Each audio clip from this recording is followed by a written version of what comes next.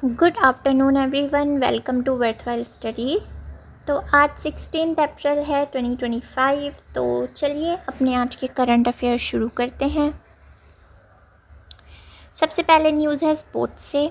आज important days की कोई न्यूज़ नहीं है, तो स्पोर्ट्स से न्यूज़ है कि जो MS धोनी है, captain of CSK Chennai super Kings, तो उन्होंने अभी एक वो फर्स्ट ऐसे कीपर बने हैं, ठीक है। जैसे होता है ना, यहाँ विकेट के पीछे जो खड़े होते हैं वो कीपर, तो जिन्होंने कि 200 डिसमिसल्स कंप्लीट कर लिए हैं IPL हिस्ट्री में, ठीक है। फर्स्ट ऐसे प्लेयर बने हैं, ठीक है। अब आगे चलते हैं। अगली न्यूज़ है, अभी ICC ने अनाउंस किए हैं players of the month for March 2025। तो इंटरनेशनल क्रिकेट काउंसिल ने क्या रिवील करा है कि ICC मेंस और women's player of the month बताए गए हैं। तो men's player of the month कौन है? श्रेयस अय्यर हैं, जो कि इंडिया के हैं, हमें पता ही है। और women's player of the month कौन बनी है? जॉर्जिया वॉल, जो कि ऑस्ट्रेलिया की हैं, ठीक है। तो इन दोनों के नाम याद रखना। अब आगे चलते हैं। अगली न्यूज़ है, जेम्स एंडरसन को मिला है नाइटहुड। इनको मिला है, ये अभी पिछले साल ही रिटायर हुए हैं इंटरनेशनल क्रिकेट से, क्रिकेटर हैं। तो ये इंग्लैंड के फास्ट बॉलिंग लीजेंड माने जाते हैं जेम्स एंडरसन। तो इनको अभी नाइटहुड से अवार्ड दिया गया है, नाइटहुड का क्या किसके लिए? जो इनकी क्रिकेट को इनकी सर्विसेज रही हैं, तो उसके लिए इनको ये अवार्ड जो है वो मिला है, ठीक है। अब आगे चलते हैं। अगली न्यूज़ है मैग्नस कार्लसन। तो इन्होंने अभी free style chess grand slam title जो है वो जीता है पेरिस में, ठीक है। पेरिस में ये हो रहा था, तो मैग्नस कार्लसन ने वो free style chess grand slam title जीत लिया है, ठीक है। अब आगे चलते हैं। अगली न्यूज़ स्टेट न्यूज़ है, केरला ऐसा पहला स्टेट बन चुका है जिसने टोटल डिजिटल लिटरेसी जो है वो अचीव कर ली है। डिजिटल लिटरेसी से यहाँ क्या मतलब है कि मतलब लोगों को ना थोड़ा बहुत ऐसे, फ़ोन तो देखो सबके पास होता है, बट जैसे हमारे दादा और दादी की उम्र के जो लोग हैं, कई बार उनको नहीं आता फ़ोन चलाना, मोस्टली तो ऐसा ही होता है। तो डिजिटल लिटरेसी जो है, केरला ऐसा पहला स्टेट बना है जिन्होंने कि डिजिटल लिटरेसी जो है वो अचीव कर लिया है, टोटल डिजिटल लिटरेसी। अब इसका मतलब ये है कि वहाँ के लोगों को अब इतना थोड़ा बहुत स्मार्टफोन जो है वो यूज़ करना आ गया। अब देखो, over 21 lakh people identified as digital illiterate, ठीक है। मतलब 21 लाख पीपल से ज़्यादा लोगों को डिजिटली इलिटरेट जो है वो आइडेंटिफाई किया गया था कि उन्हें बिल्कुल भी कुछ करना नहीं आता फ़ोन में, ना कॉल्स मिलाने आते ना कुछ। तो उनको ना सिखाया गया कि वो वॉइस और वीडियो कॉल्स कैसे कर सकते हैं स्मार्टफोन्स को यूज़ करके, ठीक है। और जो गवर्नमेंट की सर्विसेज है उनको एक्सेस कैसे कर सकते हैं, या जो इंटरनेट बैंकिंग को कैरी आउट कैसे कर सकते हैं, या सोशल मीडिया प्लेटफॉर्म्स जो हैं उनको यूज़ कैसे कर सकते हैं, ठीक है।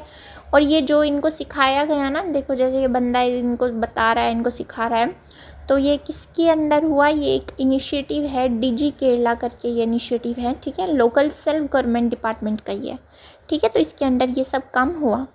तो याद रखना, केरला बना है ऐसा टोटल डिजिटल लिटरेसी वाला पहला स्टेट। अब आगे चलते हैं।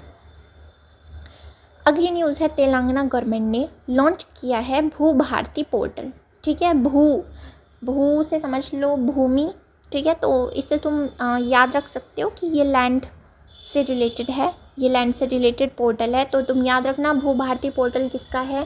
तेलंगाना गवर्नमेंट का है और लैंड से रिलेटेड है, ठीक है। अब ये किस लिए मतलब जो है वो लॉन्च किया है? To make land records management simple. जो लैंड रिकॉर्ड मैनेजमेंट है उसको सिंपल बनाने के लिए, और ट्रांसपेरेंट बनाने के लिए, और पब्लिक के लिए एक्सेसिबल बनाने के लिए, ताकि जो पब्लिक है उसको अपने जो लैंड रिकॉर्ड मैनेजमेंट है वो सिंपली मतलब एक्सेसिबल हो, ठीक है। अब जो भू भारती पोर्टल है वो एक कम्प्रहेंसिव डिजिटल प्लेटफॉर्म है, ठीक है। टोटल डिजिटल प्लेटफॉर्म है जो कि जो मतलब उसकी यूज़र्स होंगे ना, तो उनको बहुत सारी जो सर्विसेज हैं वो प्रोवाइड करेगा, ठीक है। इंफॉर्मेशन लाइक, तो अब यहाँ पे यूज़र्स क्या है, वो किस तरह से इसको यूज़ कर सकते हैं कि उनके पास एक एक्सेस होगा रेंज ऑफ सर्विसेज का, बहुत सारी सर्विसेज का एक्सेस होगा, जैसे कि लैंड रजिस्ट्रेशंस वो यहाँ पे कर सकते हैं, म्यूटेशंस कर सकते हैं, या म्यूटेशंस के अगेंस्ट जो है वो अपील कर सकते हैं, ठीक है, रिविजन्स कर सकते हैं और कन्वर्जन कर सकते हैं एग्रीकल्चरल लैंड का टू नॉन एग्रीकल्चरल यूज़ के लिए, ठीक है। तो याद रखना भू भारती पोर्टल किसका है, तेलंगाना गवर्नमेंट का है। अब आगे चलते हैं।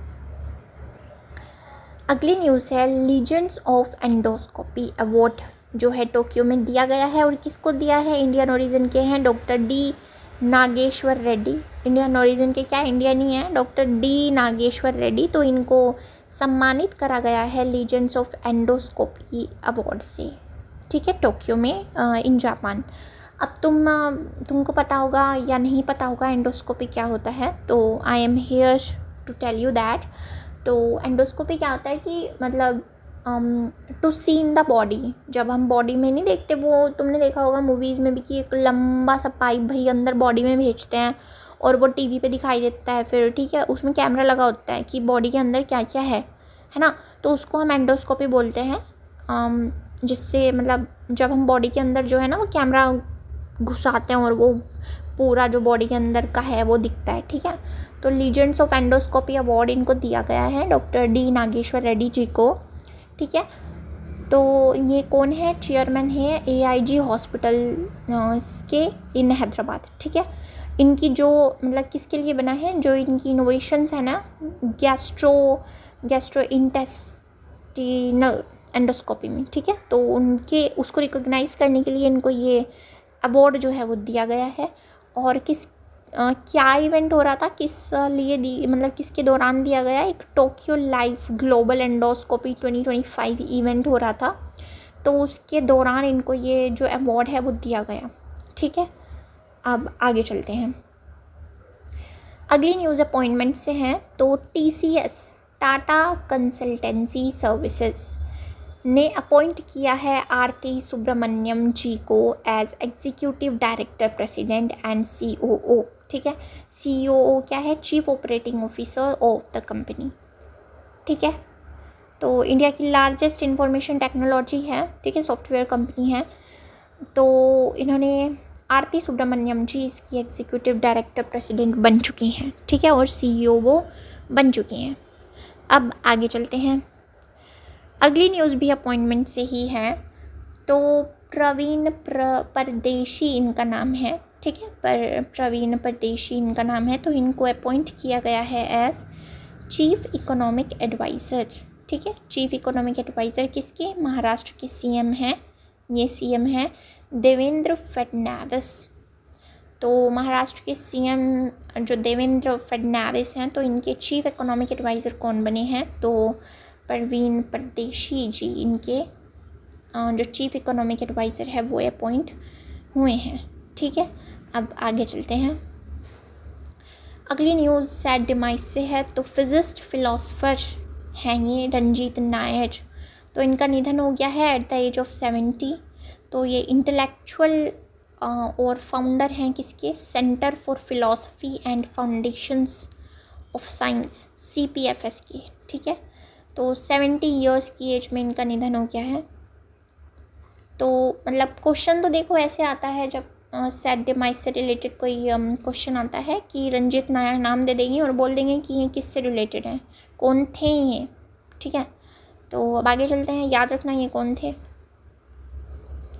सो that was all, thank you. Subscribe our YouTube channel Worthwhile Studies for daily current affairs video, और हमारे टेलीग्राम चैनल को भी ज्वाइन कर लो इन वीडियोस के PDF के लिए। वहाँ से तुम उनको वीडियो देखने के बाद रिवाइज कर सकते हो, ठीक है। जय हिंद।